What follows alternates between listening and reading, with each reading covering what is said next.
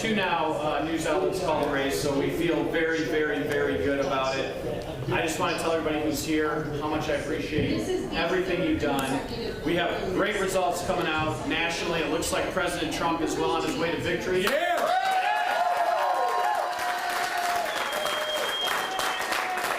We have the United States Senate, and Republicans will have control in the United States.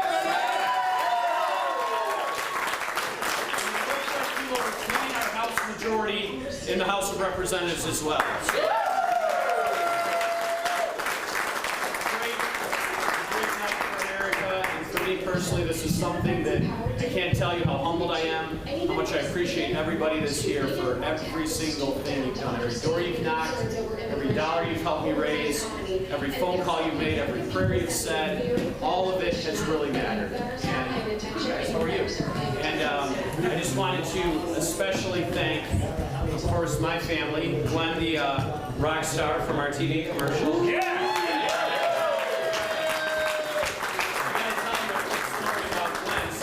She was in our TV commercial, and she started to get recognized, of course, as we were out.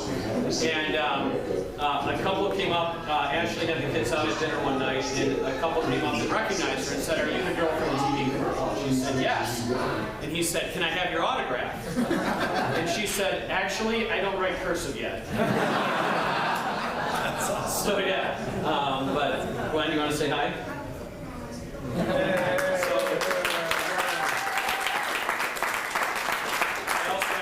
Patrick and Eleonora. Patrick has been on the edge of his seat this entire time.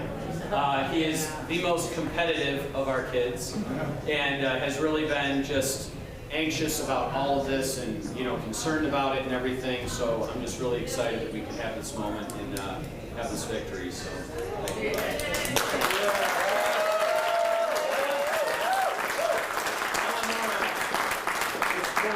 In my very first campaign for the State House, when Ron Kendall got me over the finish line. Born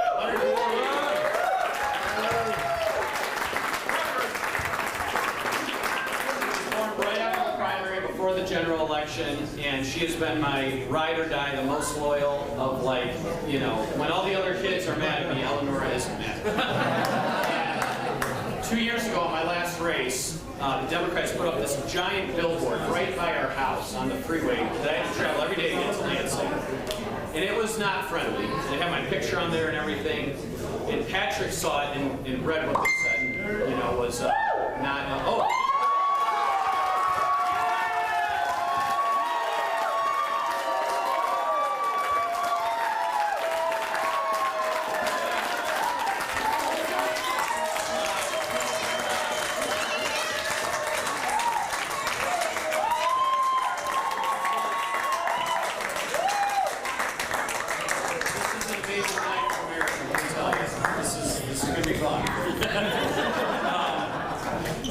So Eleonora sees this billboard. She's like, "Dad, your picture's on this billboard. It's got your name on there." And Patrick goes, "Eleonora, they don't like Dad, and they put that billboard up, and they're not saying nice things about him." And she says, "Dad, I still love you." Of course, Lewis is at home with my mother-in-law. She has done tireless work every election to come. Yes, Janine. She has come every election to help us get over the finish line. She's not here because she's at our house with Lewis, making sure that he got to bed on time. And of course, I can't leave out my wife, Ashley.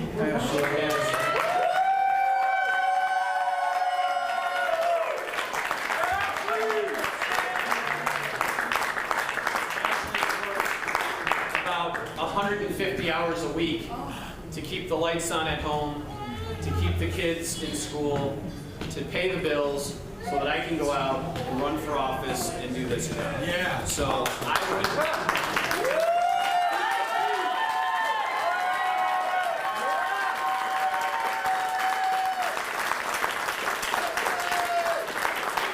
We would not be in this position if she hadn't stepped up to help us to do this, to raise these kids, to give birth to Eleonora, to take the bar exam 9 months pregnant with a baby, and to do all of the things that it takes to keep this train on the tracks while I'm out doing all the other stuff, canvassing and running for office. So, thank you. Thank you.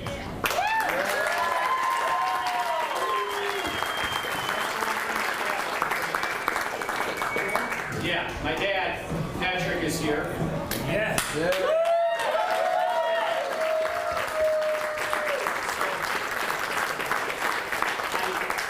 I think my mom and dad are proud of me. And I think they're excited that I'm elected to Congress, but I will say this, they would have been more proud of me if I had become a priest.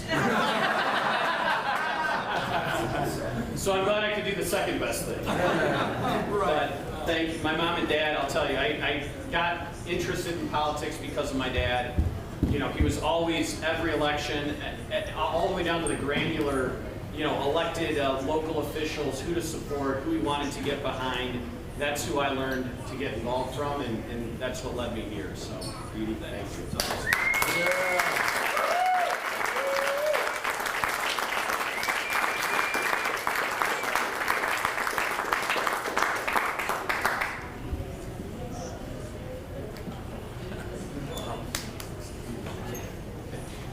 And then, where's Brian? Right here. Come on up. Yeah, Brian. Yeah, Brian? Yeah, buddy. So,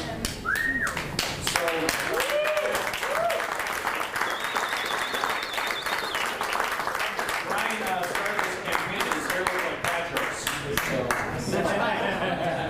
But Brian moved here.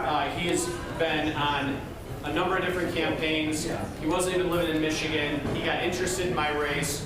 We were interviewing a campaign manager. He moved here to Michigan, and for day after day after day of this campaign was committed with one focus in mind: winning this race. And just putting everything into it. I told him tonight, I'm like, he's like a snapping turtle that, you know, clamps down on you and you gotta break its jaw to release its grip. That has been his focus on this race. And Brian, thank you. I couldn't have done it. My pleasure.